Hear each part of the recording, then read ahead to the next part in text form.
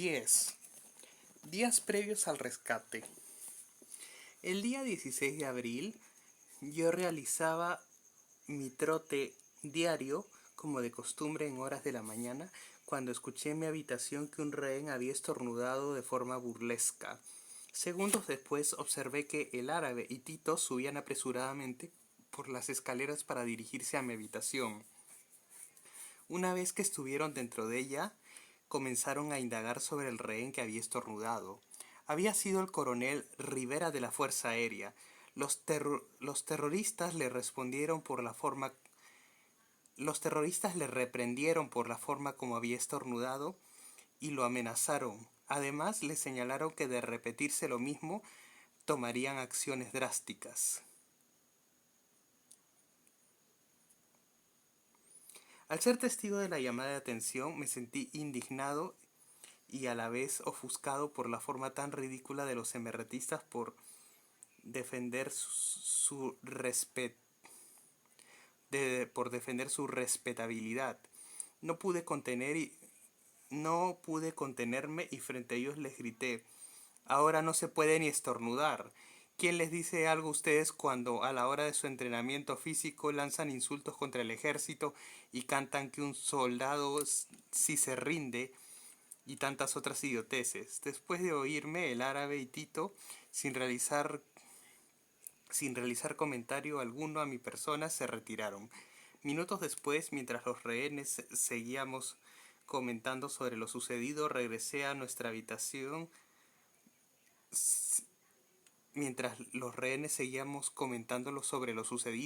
Regresó a nuestra habitación el árabe.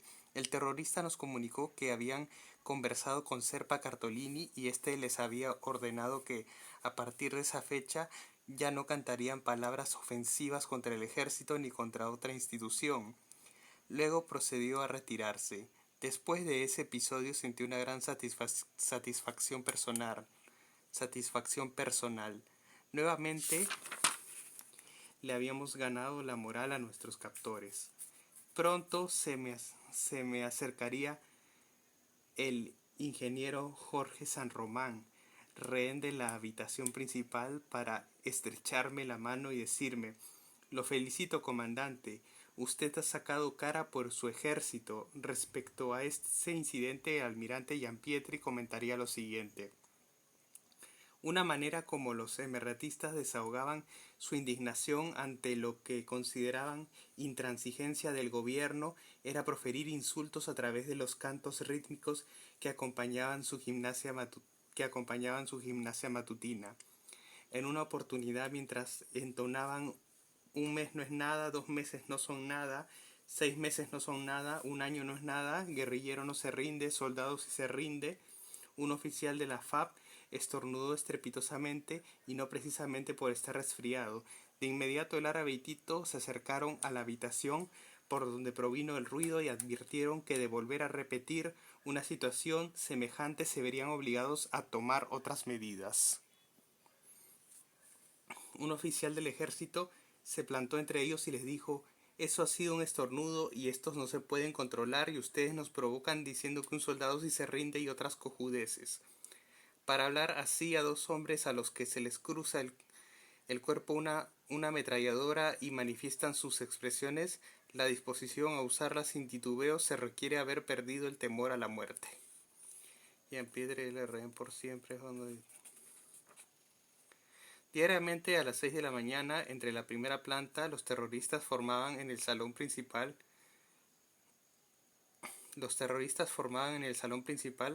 con el objetivo de iniciar sus ejercicios y cantar su himno del combatiente tupacamarista. Los subversivos concluían con frases como patria o muerte, o a tales días de la toma de la residencia del embajador, nadie se rinde, carajo. También, como comenté anteriormente, lanzaban arengas e insultos contra nuestras fuerzas armadas, particularmente contra el ejército. Definitivamente, el gran número de terroristas muertos que le había ocasionado nuestro glorioso ejército años atrás en Los Molinos era una cicatriz imborrable para ellos. Su odio hacia los que vestíamos el verde olivo era eminente y no podían disimularlo. En una ocasión, en horas de la mañana, mientras los terroristas realizaban sus ejercicios, Salvador comenzó a lanzar palabras humillantes contra el hermano país de Bolivia. Como era habitual, esto fue repetido en coro por los terroristas. Aquello provocó la reacción inmediata y temeraria del embajador Jorge Gumucio. Este se encontraba indignado y colérico por este se Este se encontraba indignado y colérico. Por ello se acercó rápidamente al terrorista que cubría servicio a la altura de las escaleras en la segunda planta. Una vez enfrente de él y con toda la efervescencia del caos, le pidió al terrorista que les diga a sus compañeros que eran una manada de maricones y que solo se atreven a insultar porque tienen un arma en la mano. El terrorista se quedó atónito por las palabras y bajó a informar a sus compañeros. La reacción de estos fue mucho más impulsiva. Serpa Cartolini, Salvador y otros terroristas no perdieron ni un segundo y llevaron al embajador a la primera planta a, em- a empellones para presuntamente hacerle un juicio popular. Pasaron los minutos y la preocupación de nosotros se acrecentó y comenzamos en forma airada a realizar reclamos desde el borde de la baranda de las escaleras de la segunda planta, todo con la finalidad de que el embajador regrese sano y salvo. En el momento en que se originó todo el problema, yo me encontraba aseándome en los servicios higiénicos. Cuando salí no había nadie en mi habitación. De inmediato me dirigí al pasadizo central y escuché los insultos entre rehenes y terroristas. Observé que el general López Pardo, con más, con más atrevimiento, había bajado algunos peldaños de las escaleras e insultaba valientemente a los terroristas. En ese instante me acerqué a un rehén compañero de habitación y le pregunté qué ocurría. Después de ponerme al tanto del incidente, se me vino la idea de asestarles a los terroristas un golpe psicológico y propuse: entonemos el himno nacional. Grande fue mi decepción cuando este rehén no me contestó ni una sola palabra, solo se limitó a mirarme y luego a alejarse de mí. Me aproximé al general de Negri y en voz baja le dije: mi general, entonemos el himno nacional. De Negri dio unos pasos hacia el borde de la escalera de la segunda planta y comenzó a entonar nuestro himno nacional. La actitud fue seguida inmediatamente por todos nosotros. Al terminar de entonar el mismo, De Negri gritó a toda voz: ¡Viva el Perú! ¡Viva! Contestamos todos con gran exaltación. Luego añadió: ¡Viva la hermana República de Bolivia! ¡Viva! Gritamos con mayor ímpetu: ¡Viva el Japón! ¡Viva! Y vinieron los aplausos de todos nosotros. Aquello nos fortaleció en espíritu y clavó nuestra moral a pesar de las circunstancias en las que nos encontrábamos.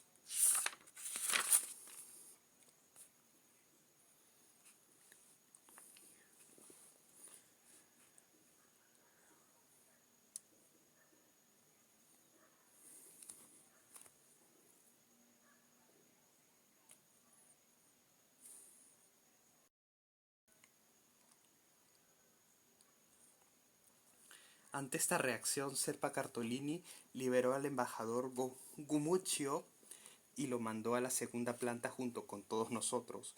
Cuando el diplomático subió las escaleras, metros atrás siguieron algunos terroristas. Serpa Cartolini vociferó a lo lejos: nosotros también somos peruanos, no me provoquen, carajo. Y nos gritó para que nos retiremos a nuestras habitaciones. Posteriormente la situación se volvió a complicar, porque nuevamente empezaron los insultos de ambos lados. Al final los terroristas rastrillaron sus armas apuntándonos de forma amenazante. En ese momento comprendimos que los enfrentamientos como insultos no eran la solución y que estos nos podían afectar gravemente. Aquella mañana faltó muy poco para iniciarse una masacre. Solo nos quedó retirarnos a nuestras habitaciones, pero no sin antes espetarles: fuera terroristas. Nos dimos cuenta que a partir de ese momento los terroristas pasaron a sentirse rehenes como nosotros. Por primera vez comprendían lo que era el hastío, el debilitamiento y la impotencia. Evidentemente su moral se estaba quebrantando y la de nosotros se fortalecía. Los rehenes ya estábamos cansados de tantas humillaciones y maltratos psicológicos. La operación de rescate tenía que ejecutarse lo antes posible. Por mi mente empezaban a pasar los recuerdos de los promocionales y de amigos muertos en las emboscadas desde los años 80 en la zona de emergencia. Después de la quincena del mes de abril, el monseñor Juan Luis Cipriani presentó al presidente Fujimori una nueva lista que contenía el nombre de 21 presos del MRTA para ser excarcelados. En esa lista estaba Polay Campos y, como siempre, Nancy Gilbonio, esposa de Serpa Cartolini. Al examinar el pedido, el mandatario consideró solo a 3 de la lista. Sin embargo, estos no eran mandos, sino simples adeptos totalmente desconocidos del MRTA. Ante tal respuesta, los mandos terroristas comenzaron a presionar a Serpa Cartolini sobre el objetivo de la toma de rehenes. Tito le exigía mayor compromiso y agresividad. El líder de los terroristas terminó por entrar en una etapa de silencio y depresión. Se sentía acorralado por la presión de sus compañeros terroristas y entró en una parálisis moral. La mayor parte del día se dedicaba a dormir y comer. Prácticamente se encontraba como no habido en la residencia, o mejor dicho, había desaparecido de la escena. A los otros mandos se les notaba desorientados y fastidiados. Sus mismos rostros los delataban. La única motivación que tenían en esos momentos eran los partidos de fulbito que jugaban a partir de las 2:30 de la tarde, hora que olvidaban sus problemas y se enfocaban en el deporte. El líder de los terroristas iba perdiendo poder sobre sus mandos, a tal punto que empezaron los brotes de indisciplina entre ellos. La última negociación con el gobierno le significaba un boomerang que ponía en vilo a sus adeptos. Aún así, los terroristas no supieron aprovechar las otras salidas que se le planteaban, como el de mejorar las condiciones carcelarias de sus presos y el ofrecimiento de una suma de dinero para cada uno con el fin de que pudieran asilarse en el extranjero. Ante la serie de reveses que iba sufriendo progresivamente el líder de los terroristas, el 19 de abril, los subversivos prohibieron el ingreso de los médicos a la residencia. Esto originó que el gobierno acelerara sus planes de una operación de rescate, ya que peligraba la salud de varios rehenes que acusaban de diversos problemas de salud.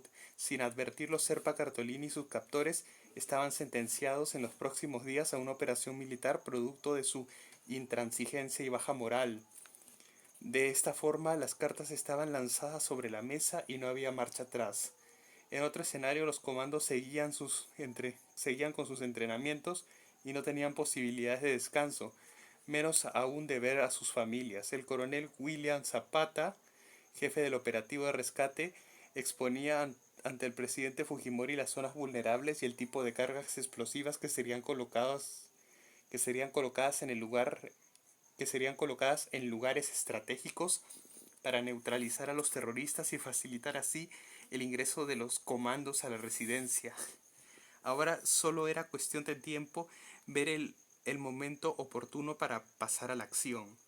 El servicio de inteligencia seguía enviando mensajes al Viper que mantenía en mi poder. El general de Negri, por su parte, se encontraba muy activo por toda la segunda planta. Como ya se había determinado, le entregaba los mensajes que yo recibía y escribía en un pedazo de papel al almirante Giampietri. Inmediatamente después de ser recibidos por el almirante, los procesaba y daba respuesta al servicio de inteligencia a través de su Biblia. Habíamos formado todo un trío de inteligencia que, gracias al apoyo de Miyashiro, Heredia, Valencia, Negrete, Dalorto y otros rehenes, mantenía la confianza de que todo saldría bien. A la vez éramos conscientes de que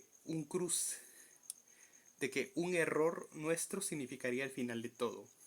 El 21 de abril, en horas de la mañana, cuando había concluido con el trote diario que realizaba a las 8 de la mañana, recibí una serie de mensajes del servicio de inteligencia.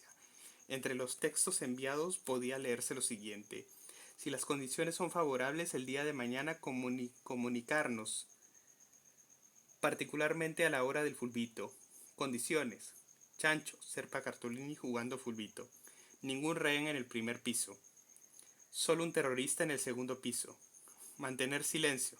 Mantener el secreto. Puerta de la terraza abierta. De acuerdo a los mensajes recibidos, los indicativos de la realización de una operación de rescate militar eran evidentes y las condiciones factibles, pero los riesgos que corría al mantener conmigo este pequeño aparato serían cada vez mucho más peligrosos. Sin embargo, no existía otra alternativa.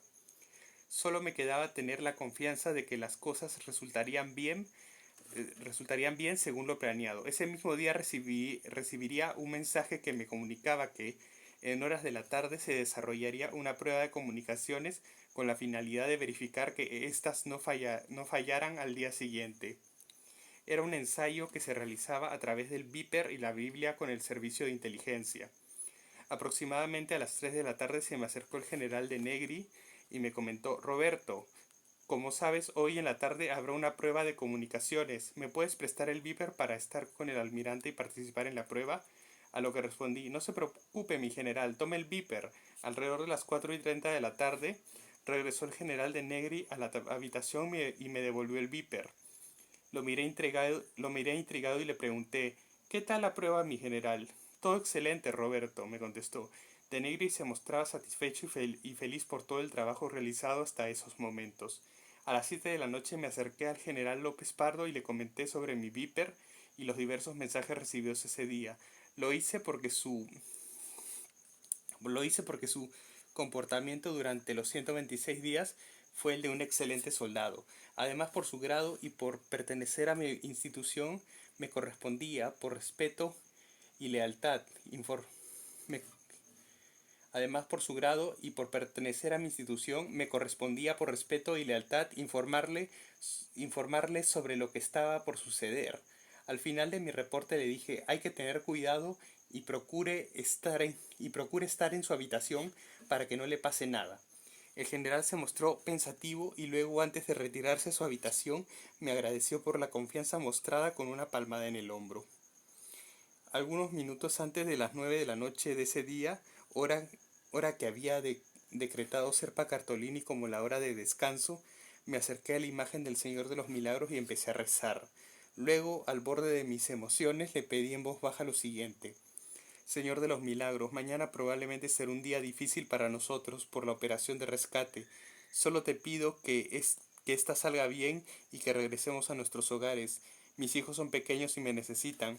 Solo te pido unos años más de vida, solo algunos más para darles una buena educación y sean personas de bien. Después de terminar de rezar, me persigné y me fui a mi habitación. Tendí mi colchoneta sobre el piso y di los 3 golpes a la puerta blindados como ya era costumbre, para que me responda el canciller y pueda pasarle la soguilla. Aquella noche descansé bien, concilié el sueño alrededor de las 11:30 de la noche. Era la primera vez que me quedaba dormido a esa hora. Me sentía confiado en que todo saldría bien. Estaba optimista y ansioso por el futuro rescate. Por mi mente repasaba las condiciones favorables que eran exigidas desde el exterior. Captores jugando fulbito a las 2:30 de la tarde, en especial con Serpa Cartolini, un terrorista en la segunda planta, ningún rehén en la primera planta, puerta de la terraza abierta y mantener el secreto. La rutina debería darse sí o sí, en ningún momento, la rutina debería darse sí o sí. En ningún momento se me cruzó por la mente que algo pudiese fallar. Todo estaba bien coordinado y solo restaba esperar el momento oportuno.